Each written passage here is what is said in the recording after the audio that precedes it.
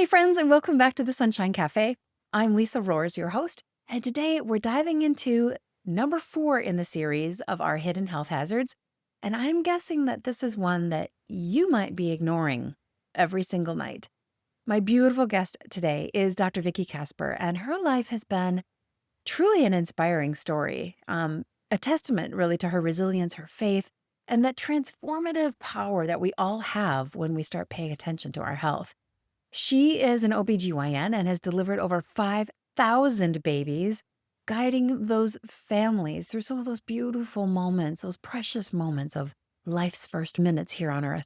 But then, literally during surgery, her own life was dramatically interrupted by something called Myasthenia Gravis. And if you're not familiar with it, it's one of the many autoimmune conditions. But this one really challenged her in ways that I can hardly imagine. Through that difficult journey, Dr. Vickie Kasper discovered the power of lifestyle medicine and that critical role of restorative health practice, especially how much power we have when we take advantage of the restorative practices. So today, we're going to dive into hidden health hazard number 4, which is sleep, and why so many of us, unknowingly, sabotage our body's natural process of repair. Dr. Kasper is going to share with us some practical steps to reclaim your sleep and allow your body to heal just as it was designed. So let's dive in. Welcome back to the Sunshine Café. I'm Lisa Roers, your host, and hey, thanks for joining me today. I'm here just to pour some positive back into your day with practical tips and stories to encourage and inspire. So let's dive in. Hello and welcome back to the Sunshine Café. I'm Lisa Roers, your host. And you know, all of us experience those moments where life gets interrupted. And sometimes it's not by a very welcomed guest. Well, my guest today had a beautiful life, very productive, very successful life in progress when her life got interrupted. And she's going to tell us a little bit about that, maybe something that you're not even familiar with. So, Dr. Vickie Kasper, welcome to the show. Thank you so much. I'm glad to be here. You have such a beautiful background. You've delivered, I think, more than 5,000 babies in your OBGYN practice. And what a gift to be able to be alongside a family as they're bringing in new life. That's just such an amazing experience. And then your life got interrupted by something that not very many people probably know or even know how to pronounce, Myasthenia Gravis. Tell us a little bit about your journey and how that interrupted your adventure and journey. Sure. I had what I call a picture perfect life. I thought everything was just as it should be. It wasn't. That was not reality at all. But I was juggling a lot of things. I was juggling responsibilities in my community, at my church, in my practice, with my family. And then I had a hobby that I loved, and that was cycling. I would pedal my little bicycle about 100 miles a week. So I was kind of doing all the things. And then 11 years ago, yesterday, that Wow. was my anniversary, I was in the middle of doing a C-section when all of a sudden my hands refused to obey my brain. It was pretty dramatic. Oh, I kept staring at my hands, expecting them to move, and they were just still. And it wasn't a mystery what I was diagnosed with because I had been diagnosed about 6 weeks earlier with what's called ocular myasthenia gravis, which is literally OMG for short, ocular myasthenia appropriate. gravis. But it spread to the rest of my body rather suddenly. So fortunately, I had a partner in there who finished up everything for me. But I loved delivering babies. There is nothing that compares to the feel of newborn baby feet except maybe a look in the mother's eyes when she sees them for the first time. It is a rewarding but very demanding career. And so a lot of sleepless nights, a lot of ignoring rest. I always say I treated rest like a 4-letter word. And that's just not God's plan for our lives or our bodies. And so I had what I call a season of forced Sabbath rest. Mm. And for a year, I was hardly able to do anything. Myasthenia gravis is an autoimmune disease that causes muscle weakness. And so I literally could not walk for more than just a few feet, could not use my arms. I was just utterly handicapped. And so you're right. It was a big interruption. I always say my life turned upside down in a lot of ways, but in a lot of other ways, it turned right side up. Mm, that's beautiful. Yeah, myasthenia gravis is affects the way the nerves and the muscles communicate together, right? And it can affect your eyes, your throat, your, like you said, your muscular just moving around the room. And what a major interruption when you're used to doing and going and being all the things that you were used to doing, going and being. Yeah, I always said it makes you weak, and I always despised weakness. I just despised weakness, but sometimes that's where we learn some important life lessons. Yes. And I don't know, it's one of those things that I feel like when we ignore our bodies for long enough, our bodies retaliate and say, I need some rest and I'm going to force you now to rest. So sounds like that's kind of what happened with you. It is, and I would never choose this path, but I'm not sure I'd trade it either Hmm. because so many good things have come from it, so many blessings. Well, you have kind of discovered a couple of things that were impacting that myasthenia gravis. And we might refer to it as MG later in the conversation if anyone hears that. So, what were some of the things that helped you realize what was happening in your own system? Well, the first thing that I noticed is that my face was crooked. My right eyebrow was way up my forehead, and I had double vision. That's how they knew that I had it in my eyes. But then it just was a subtle weakness at first, and I just kept pushing myself. And the deal with myasthenia gravis is if you push, it will push back. Hmm. And so eventually, what happened was it came on rather suddenly. And so I spent that year in stillness, just really discovering who I am if I'm not going to be practicing OB-GYN anymore. And that was the beginning of several new seasons in my life. I started out as chief medical officer of the local hospital a couple of years after I was diagnosed. That's when my health started improving. So I got to learn a lot more about general medicine, working with all of the different specialties in the hospital, and got what I call a panoramic view of healthcare. Hmm. And then I got remarried. And that kind of set my life on a different course. And I got board certified in what's known as lifestyle medicine. And that's a subspecialty of conventional medicine that embraces 6 pillars of health. And that is nutritional plant based eating, social connectedness, physical fitness, management of stress, minimizing exposure to harmful substances, and restorative sleep. And if I look at those 6 pillars and think about the way I lived my life, I ate very clean. I wasn't necessarily plant based, but I ate very clean, managed my stress through my faith, had lots of social connections, and exercised all the time. But the one area of my health that I totally neglected was sleep. And I mean, it wasn't an option for me as an OB-GYN doctor, but it was also something I did not value. And now I understand how much work goes on in the body while we're sleeping and how there's a connection between the immune system and sleep in particular. And I'm not saying that's what caused my MG. It's multifactorial. There's a genetic tendency in my family towards autoimmune diseases. It could be a variety of things, and the bottom line is we do not know. But if there was an area of my health that needed attention, that was it. Yeah, when we get sick, I think it does force us to look at all the things that we're doing right and what things we're doing wrong. And all you can do is improve the areas that you can improve. We're never going to completely keep every toxin out of our body. And actually, our bodies were made to handle some of that. But we have to reduce what we can and improve where we can. And like you said, together, all of those things work as a whole. And so I love that you kind of took a very systemic approach to figuring out, okay, these are the areas I'm doing really well in, and what's the area I'm not, and how can I change that?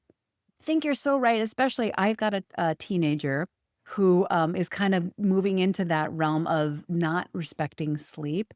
And I think even college age, from college age on, and especially in the medical field, it feels like we really undervalue sleep. So tell us a little bit about what is going on when we're sleeping and how that's helping our bodies heal. Well, first of all, your brain processes information.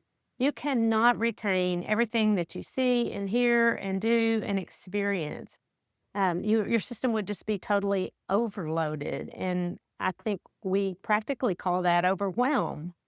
And so when you sleep, your hippocampus sorts memories and decides, okay, we're going to keep this. Let's discard that. This is important. We need to hang on to this. This is not relevant to my life. Let me get rid of that.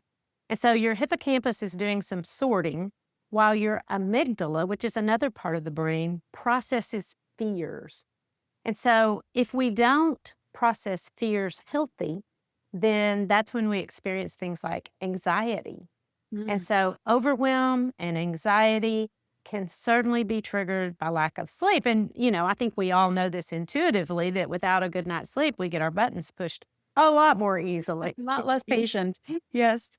But even some immune processes like the production of cytokines and things like that are really happening in the deeper stages of sleep. So it's not only that we sleep that's important, but that the quality of our sleep is important as well. And, I think you're right. As a society, we kind of have undervalued sleep. And I know personally, one time I put as my Facebook status, sleep is for wimps. Mm. And I'm like, did I really say that? Like, how silly was that? I'm a lot smarter now. But I think as a society, we are beginning to recognize that poor sleep is associated with obesity and type 2 diabetes and hypertension and certain types of cancer and dementia. And so now it's almost like the pendulum is swinging the opposite direction, and we're being told, prioritize your sleep, prioritize your sleep. But how do you do that? Because yes, you can do sleep hygiene, but once you have insomnia, sleep hygiene doesn't really work. And so if I told you you need to eat 5 to 7 servings of fruits and vegetables a day, we have some control over that. And if I told you you need to exercise 120 minutes a week minimum, well, you could make that happen theoretically. But if I tell you you need to sleep 7 to 9 hours a night, okay, how practically speaking do we do that? Because sometimes when we try to sleep, it actually creates a vicious cycle of sleep anxiety. Oh, I've got to sleep, I've got to sleep, I've got to sleep. It's Uh-huh. like, it kind of makes the problem worse. And so I think we have to take a holistic approach to help people have the tools that they need to turn off their mind. Yeah. So often we don't turn off our minds during the day. So it only stands to reason that as soon as we hit the pillow, we get this cotton candy machine activated in our brain that starts turning in circles because that's what we've done all day. And so I think some of these practices of rest that we can implement as soon as we wake up in the morning. Good sleep starts as soon as you wake up in the morning.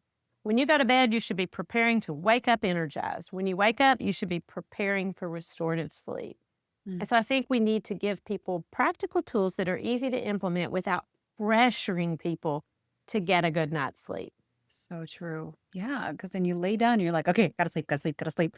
And your mind just starts twirling, like you said. I think that's so true. And you're right. It feels like we have so little control over it. We're obviously aware that we've got a sleep issue. We haven't had a good night's sleep for X number of nights, and yet we can't seem to control it. But I know that there's a whole host of things that impact our ability to sleep. And there's some very more obvious things that people are becoming more and more aware of, like reducing blue light, a couple hours before you get ready for rest, exposing yourself to bright outdoor light in the morning as early, like within a few minutes of getting up. So you're resetting that circadian rhythm. What are some other things that we can make impacts on that we do have control over that we can start doing to help our sleep? You hit on one of the biggest influencers of sleep, and that is light. When light enters through our eye, it goes straight down the optic nerve to a place in our brain called the suprachiasmatic nucleus. And that's real close to the pineal gland, and that's where melatonin is secreted. So light's going to go in there and turn off the melatonin switch, and darkness is going to turn on the melatonin switch. So I think you are 100% right. Get that bright light exposure in the morning, and then start tapering off in the evening and getting dim light exposure rather than bright light. And I wear a sleep mask at night. That's a recent thing that I've started doing, and it makes a huge difference because it blocks out all of the light. But if you need to get up and go to the bathroom, you're not in a total darkness and in danger of, falling and hurting yourself. So I think the darkness is important. The ideal temperature for the bedroom should be on the cool side between 65 and 70 degrees. And it should also be quiet. Some people use earplugs. I don't hear very well, so this is not a problem for me. But some people use white noise, and people often prefer pink noise to sleep over white noise. What's Have pink you heard? noise? Okay, so white noise is static. It's the same noise all the time, like if you had a TV that was not on a good station. But pink noise is rhythmic. So think ocean waves Mm, or some rain or something like that. So it's a little more rhythmic and that's more soothing to people. interesting. I think that it's also important to, like I said, control your mind. And we often get in bed and we start trying to solve all the world's problems.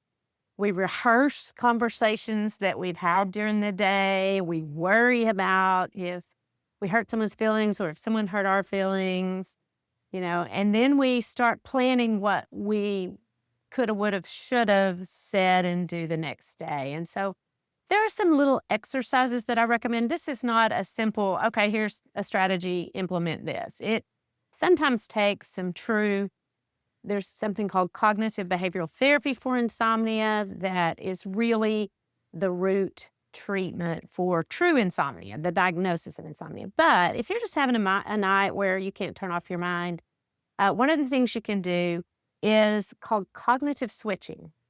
So, you think about counting sheep. That's sort of the quintessential thing that people do. And it doesn't work. I mean, counting sheep doesn't work. And the reason it doesn't is because we can count by rote. Like we've all been counting since we were 3 or 4 years old. So you can count and flip back to whatever you're worrying about. So what you want to do is engage your brain in some low level yet not stimulating activity, such as choose a category and go through the alphabet and think of something in each of those categories, like a city that begins with a city that begins with B. Mm. Another thing to do is choose a word. We'll take sunshine. And then think of 5 words that begin with S, then 5 words that begin with U, then 5 words that begin with N. And it's just a low level activity that's not real exciting. And the idea is just to kind of put your brain in neutral and go to sleep. And if you're going to count anything, I always say, count your blessings. Yes, there's actually a really great song about that, isn't there? Count your blessings instead of sheep. Oh, no, I haven't heard that. Oh, it's a great jazzy song. It's really good, but yeah, so many good advices. And when you think about the light thing, it's one of the things that we really implemented in our household. We actually switched our light bulbs in our bedroom with red light bulbs. So at night when we're coming in, which is when we typically use the light, because in the morning we've got the windows and we don't need the light, but we're coming into a nice darker space and it kind of triggers our mind to just say, okay, we're coming in for a landing. Let's get ready for the landing and get ready to sleep. Another great tip, and I love that you had mentioned the different tools there of how to keep your mind kind of engaged, but nothing too creative.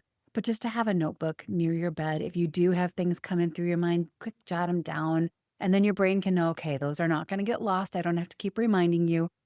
Whew, I can just take a breath and go to sleep now and deal with that in the mornings. I love that as well. I always tell my patients, even when I was practicing OBGYN, that a journal is a cheap psychiatrist. Yes, So so that's true. very good. And what you said about the coming in for a landing is so important. Different people have different what we call wind down routines, and it may not even feel like a wind down routine, but it is a routine nonetheless. And everything you do in that sequence of events is telling your brain, oh, it's time to go to bed now.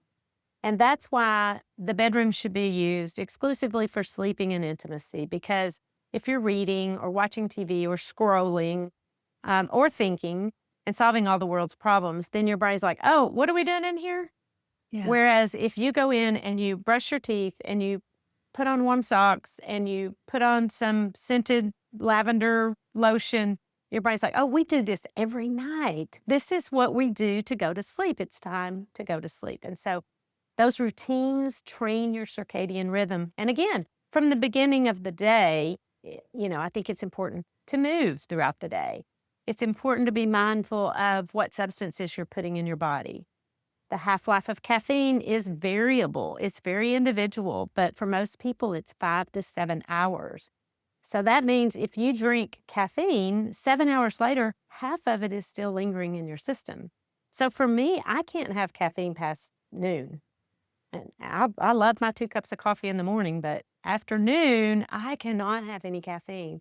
But that's kind of a classic one. I think a lot of people don't realize that salt can cause you to be restless and interfere with your sleep. And certainly sugar and all of the inflammation that it produces and all of the disruptions in our gut microbiome, that all impacts sleep because serotonin is the precursor hormone to melatonin. And almost all of it is made in the gut. And so what we're eating, if we're feeding our gut microbiome, fiber and all of the things it needs, those things are important too. And then the other thing I would mention is alcohol, because some people do use alcohol to help them sleep. And it may help you go to sleep faster, but it does not help you sleep better. And in fact, it actually interferes with those deep stages of sleep where all of that repair, tissue repair is going on in our brain and our body. Just the whole idea about how everything is really learned and our brains are very pattern driven or very pattern driven. All the concepts you mentioned about, doing those things that we do in that pattern of getting ready for sleep is really important. And if you're used to staying awake in bed and reading, or you're staying awake in bed and checking your phone, or staying awake and you're just training, like you said, you're just training your brain that this is not a time for sleep. This is a time for thinking and learning and all these other things that we do when we're not sleeping. So it's really important to have a space for that and then have the bed just be for sleeping and intimacy. I love that.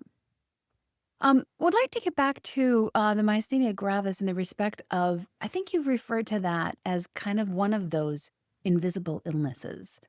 And I'd love to talk a little bit about that because in addition to sleep that we tend to put to the wayside, there's a bunch of other things we do that invite these invisible illnesses to kind of come into our world. And myasthenia gravis is one of those. There's a lot of different ways that we are experiencing this invisible illness. Tell us a little bit about that and how it is that we're missing the signs for those things. Well, again, I think that the development of autoimmune diseases is so multifactorial. And, for me, I don't know if that was a factor or anything else. Prior to that, I'd always been extremely healthy and very health conscious.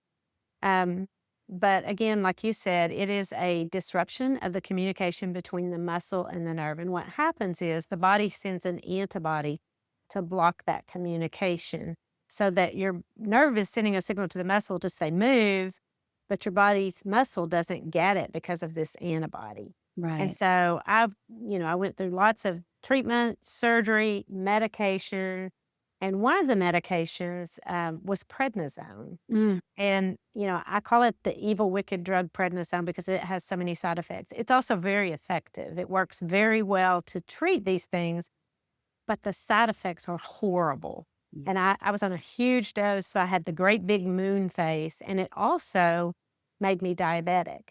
Mm, And not just a little bit diabetic, severely diabetic. I was on Januvia, metformin, and insulin, and my blood sugar would be 70 when I woke up in the morning.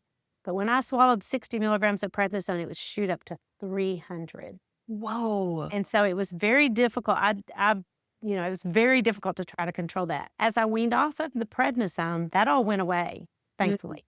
But about 2 years later, started creeping back. It runs in my family. This has affected, my dad, my sister. We all have that tendency.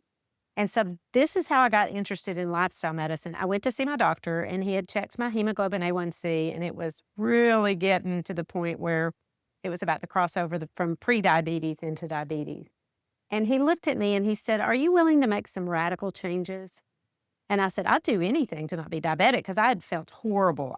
I couldn't hold my head up. I was so sleepy. I was so fatigued. I felt horrible. And so he introduced me to the concept of lifestyle medicine. And that's when I started eating a plant-based diet and it completely reversed it. My sister did the same thing, lowered our cholesterol. It made a huge difference. And when I say plant-based, sometimes people go, "Ah." I can't be vegan. Well, we're not talking about vegan because that's a whole different pattern of eating that is simply to protect animals. So you can eat a Pop Tart and be vegan. That Mm, doesn't mean it's healthy. You can right. eat healthy and be a vegan, but you can also eat unhealthy and still call yourself vegan. It is also not vegetarian, it's plant based. So, what it means is getting the majority of your food and the majority of your calories and energy from whole fruits, whole vegetables, whole grains that are unprocessed. And so I try to do about 80/20 Mm, as far as eating, plant based. mhm. And so, like I said, that doesn't mean that I don't eat anything else. It just means I live in the real world, I travel a lot and we eat out a lot. That's the hard part. But I think it's important to have a lifestyle that is healthy, but also aligns with your life. Because if you have a Right. lifestyle that's an ideal, but you can't implement it, then it does you no good. Yeah, exactly. Well, and taking that advice of doing a whole food plant-based diet, it's almost just like flipping how much protein versus starch we have at a meal and, replacing that with the vegetable, still having, sure, have some protein, animal protein or otherwise, but don't have it be the main part of your plate. Yeah. My plate used to, when we were growing up, it was like a huge pile of potatoes, a pretty good slab of some kind of chicken, fish, meat, beef, whatever, or venison, and then a little bit of corn on the side. And I have learned to flip that around. It took me a long time because my family we didn't eat well when I was growing up, but being able to flip that into that whole food, plant-based structure is a huge help to the diet. And I can relate with you so well. I also was put on prednisone. I also got all the side effects, including early onset of cataracts in both eyes. And actually, they upgraded me from prednisone to dexamethasone, which is 5 times stronger. So, and isn't it, correct me if I'm wrong, but I think prednisone is one of the top prescribed medicines out there. It's like the quick go-to. They prescribe it so quickly for things. I'm not sure about the statistics on that, but I have a friend who is one of the wisest doctors I know, and he always says the worst thing about prednisone is that it works. Mm. And I'm like, "Well, yeah, so now we Yeah. have to take it," if you're having a severe allergic reaction. But I do think it is overprescribed in a lot of cases. You know, it seems to me the norm now is if someone has a cold or bronchitis, which is caused by a virus, they go to the doctor or their healthcare provider. A lot of times they walk away with a Z-Pack and a steroid. And even just rest and fluids and time would likely take care of that. In a more severe cases, yes, people need a steroid to calm down that inflammation in the bronchus. Mhm. But, just a regular cold, you're not going to get more results and get well faster if you do that. You might feel better because it gives you that initial boost, Right. and I think that's why people, plus, if you go see your healthcare provider, a lot of times they feel like they need to do something for you. And Right. some patients get mad if you say, well, there's really nothing to do, just drink lots of fluids and rest. Yeah, Nobody exactly. wants to hear that. It's true. And yet we have to remind ourselves and maybe anybody listening that if your doctor's saying that, that's actually a really good thing because you're not going to have to deal with any of the side effects that are probably going to come with whatever medicine they give you. Even antibiotics have a lot of side effects to them. So, no, They do. I always say, if you need them, take them, but please don't take them if you don't need them. yeah, use it as more of a last resort instead of a first line of defense. Well, and for a clear bacterial infection, because it does nothing. If you give a virus a bacteria, they're going to go, sorry, I'm going to ignore you because that does nothing. So when Yeah. it's a bacterial infection, yes, you need an antibiotic. But for a viral infection, unless you have a secondary bacterial infection, you don't. And so I always encourage people, don't stash leftover antibiotics in the medicine cabinet and reach for them the first time you have a little cough because it creates resistance and Yes. it disrupts the gut microbiome. And it takes a long time for that to get restored. Yeah, absolutely. Well, you are such an encouragement, such an inspiration on so many different levels for all the things that you have accomplished and overcome. But now you are also pouring back into other people and your patients, and now you're the people that you're coaching with, whether it be for sleep or other things. So, what kinds of things are you doing, and how could maybe somebody work with you? So I have a podcast called Healthy Looks Great on You, and I focus on all six of those pillars of lifestyle medicine. And I do some interviews and I do occasionally talk about specific diseases like type 2 diabetes. And I'm super excited about some things that have just come out about reversing type 2 diabetes with lifestyle medicine. I've just finished a couple of series on belly fat, which is always interesting to people, and gut microbiome. And then I have two courses that I offer. One is just healthy habits because a lot of times people know what to do. I had lunch with someone the other day and she got an empty container that she ordered with her meal. And I said, "Oh, are you not staying for lunch?" And she said, "No, I'm going to put half of this in it and take it home." And she looked up at the table and she goes, "I learned that from Jenny Craig, and I've done Weight Watchers, and I've done da da da da da." And she's done all the things, but nothing sticks. And so when you have head knowledge and you have not applied it to your real life, then it doesn't do any good. So I have a course that I offer all the time that's called Kickstart Healthy Habits in 7 Days. Mm. And then the signature course that I have is Unlock the Secret to Sleep, your personal sleep solution. And that is really a deep dive, holistic approach for people who truly have insomnia. It's not just sleep tips. I do have lots of sleep tips on my website. I have one, Turn Off Your Mind so you can sleep tip sheet. And then I have 3 simple strategies that you can implement tonight to help you sleep. So that's for the person who just has a little trouble every now and then. But for someone who truly has insomnia, I do have a sleep course that'll be available. Wonderful. Wonderful. I'll make sure that those links are in the show notes for our friends who are listening so they can click in there and find out more about that. So there's a couple questions I'd like to throw at you before we decide to wrap up our nice conversation here. One is, I know that faith has been a really important part of your journey, and it's been a really big encouragement for you to pull you through those really tough times when you were trying to redefine who you're going to be now without the OBGYN practice at that point when you weren't sure if you were going to be able to go back into it or what. So how has faith kind of been a component of your walk? Faith has been this central component of my walk because, like I said, it was sort of a moment in time when I knew my life was never going to be the same. And that was just the beginning of a season of loss. I lost everything, most everything that I enjoyed about my life during that Mhm. season. But I feel like the Lord just had a different purpose for me. And I always like to think of myasthenia as a gift, but it's really just the wrapping paper. And Mm. wrapping paper's trash. The gift is inside. And so what I found inside was time. Suddenly I had time to spend with people I truly cared about, but also the desire of my heart. Because when I was a little girl, I always wanted to be a writer and an author. And I mean, I even wrote a little book when I was in the 5th grade, and it was sort of what I wrote my essays about all through junior high. But then that kind of sounded silly to me, like a little boy that wants to play in the NFL. So I went to medical school. But I feel like it was the true desire of my heart. And so as soon as I got sick and I couldn't walk and I couldn't use my arms and I couldn't get out, and I was single for the first time in 30 years, I started writing, and it was therapy for me. I wrote a little book about forgiveness, and I have been writing for a decade now.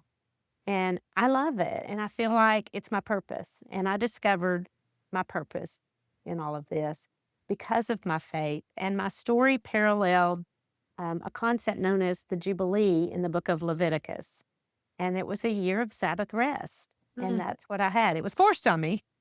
Right. Right. You didn't choose it, but it was I didn't on choose you. it, but it was life-changing and in a good way. I absolutely love the visual that your myasthenia gravis was the wrapping paper and that the gift was inside that.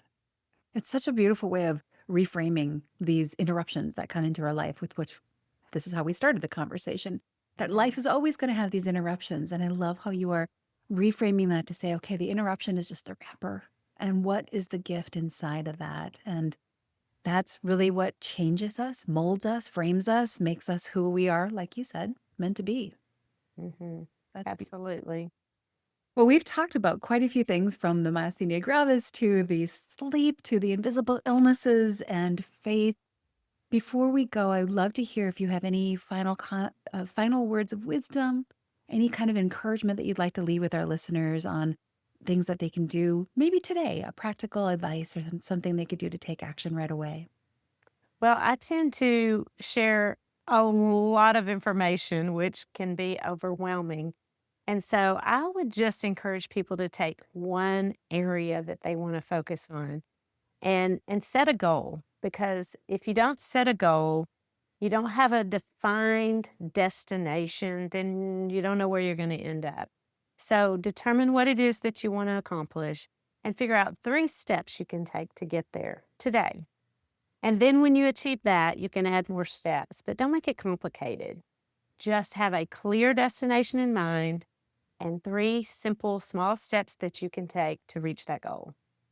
That's great advice. And I think as we accomplish those little steps toward a goal, it also helps us feel better about ourselves that we're doing something to make a difference in our own It, life. yeah, it definitely creates momentum because if you set goals that are not specific or you set goals that are unachievable, you're going to get discouraged. Very true. Yeah, don't set the bar too high. Make it achievable. I love that. Well, Dr. Vickie, you have been such a shining light, and I'm just so grateful for your encouragement, for the work that you're pouring back into the world and the ways that you're helping other people. So thank you for sharing some of your thoughts with us today. Thank you. And I love what you're doing on the Sunshine Cafe. Thank you. Dr. Vickie is amazing. I have 7 practical takeaways for you today. Number 1, rest is not optional. It's God's design for our bodies. Dr. Kasper admitted that she kind of once treated sleep a little bit like a 4-letter word, something to be avoided, and it caught up with her. If you've been running on empty, please consider this as your reminder that your need for sleep doesn't make you weak. In fact, it can kind of become your superpower for good health. Make space for sleep and rest before your body forces you into it with an onset of some kind of illness. Number 2, sleep is where healing begins. While you sleep, your brain processes memories, your fears are sorted out, and your immune system resets. If you've been skimping on sleep, you're also shortchanging your body's ability to fight illness, regulate your hormones, and repair itself. So, try to aim for 7 to 9 hours every single night and make it a non-negotiable part of your schedule. Number 3, prepare for sleep the moment you wake up. Good sleep hygiene is not just what you do at night. No, it actually begins the moment you wake up. Remember to get outside right away within the first hour of waking so you can reset your circadian rhythm and tell those cells it's go time. It's time to get up and get moving. And then throughout the day, move your body. And finally, when you get close to evening, close to bedtime, set up kind of a repeatable process which will give your body evening cues, such as dim the lighting in your house. Maybe you have a bath or some other relaxing, calming routine that's off your phone and any other device, so away from that blue light, because these kinds of repeatable processes will signal to your brain that it's time to wind down and get ready to rest. Number 4, guard your sleep environment like it matters, because it really, really does. Light, temperature, noise, what you eat and when you eat, and what you drink all impact your sleep. So keep your room cool, kind of 65 to 70 degrees at the most. Keep it really dark. You should be able to open your eyes in the middle of the night and see nothing. So look out for those LED lights that are sometimes on your light switches or even in appliances in your room, and cover them up with electrical tape. Just make sure your room is completely black. And make sure you're sleeping in a space that's quiet. Consider white noise or maybe pink noise like Dr. Vickie Kasper suggested, because sometimes that white noise or pink noise can cover up the small creaks and cracks that can wake us up. And remember, alcohol is not a sleep aid. And caffeine hides in more things than you realize. It's not just in your morning cup of coffee. If you must have some chocolate dessert, have that around noon. But leave the chocolate desserts away from your dinner time and give yourself a good 4 hours after your last meal so you can lay down and sleep without a bunch of food still in the process of digesting. This will also allow you to have a nice, good, high-quality night of rest. Small environmental shifts like this can drastically improve the depth and the restorative quality of your sleep. Number 5, learn to quiet your mind. If you can't sleep, try not to spiral. Don't move into solving all of life's problems. use instead something that Dr. Vickie Kasper calls cognitive switching. It's you'll pick a favorite word of some sort, and then for every letter of that word, pick a favorite place you'd love to travel to. Or think about the things you're grateful for and the blessings that you have in your life, and just marinate in that happy space of the things that you're really grateful for. This will shift your brain out of that overdrive of problem solving. And if you must, there's always those things that pop up like, oh, I forgot to do that form for school, or I forgot to respond to that client that I need to get back to. So yeah, keep a notepad next to your bed so you can write down those specific tasks that you have to get done and so you don't forget them, but then you can return to some restful sleep. Number 6, your gut health directly affects your sleep quality. Serotonin is the hormone that makes melatonin, and it's mostly made in your gut. So prioritize a plant-based diet complete with whole fruits, vegetables, and fiber to nourish your microbiome and strengthen your sleep cycles. These small, consistent changes can reduce inflammation. It can even reverse diabetes and transform your energy. And finally, number 7, invisible illnesses remind us to pay attention to what we cannot see. Conditions like Dr. Vickie Kasper has, Myasthenia Gravis, show us that it doesn't just pop up overnight. These invisible illnesses creep up on us over time. So don't ignore your body's signals. Live and eat as though you have a diagnosis, and you will never get one. And that's a wrap on today's episode, where we uncovered the hidden health hazard that we are ignoring by not prioritizing our sleep. But we do have 2 more amazing episodes in this series. Let's recap really, really quick. In episode 88, I covered the dangers in the air we breathe. From perfumes to propane, the breath that we take in affects our health a lot more than we realize. Then episode 89, Sherry Kalbum, who's also known as affectionately the Juice Lady, uncovered the hidden health hazards in our food. In episode 90, we heard the real scoop on dangerous seed oils with Dr. Chris Kenobi. And today, of course, in episode 91, we covered the sleepy secrets of a good night's sleep with Dr. Vickie Kasper. And the last 2 episodes in this series include episode 92, where we're gonna pull back that curtain to reveal the hidden health dangers in dentistry with my dear friend, Dr. Tara Carr.